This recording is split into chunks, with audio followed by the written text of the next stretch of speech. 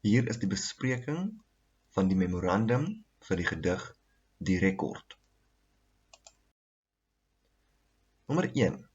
Wat is die naam van die byeenkoms en vir watter sport word dit gehou? Interskoledag en die sport is atletiek.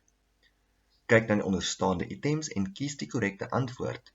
Wat is volgens jou die korrekte beskrywing vir die laaste item op die interskole program? Die antwoord B. 400 meter naloop seuns onder 19. Nommer 3. Wat is Martin se grootste droom of begeerte? Om die rekord te breek. He wants to break the record. Nommer 4. Watter woord dui op wat kan verhoed dat Martin goed hardloop? 'n dyspierbesering. Nommer 5. Noem 3 verskillende deelnemers aan hierdie rekordpoging. Eerste, die beamptes. Tweede, die atlete. En derde, die maats op die paviljoen. Nommer 6. Wat was elkeen se rol in bereiking van Martin se doelwit in 3.5?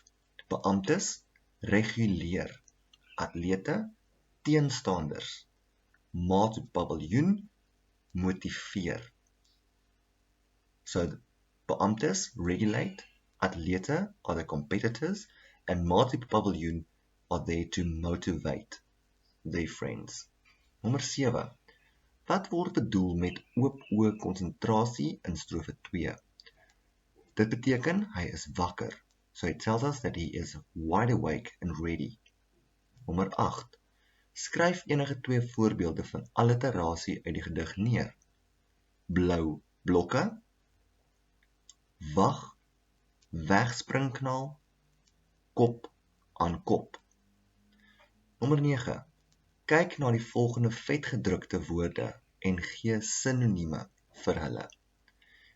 Die rekord waarna hy hartstogtelik streef, waarna hy uitsien, that is looking forward to.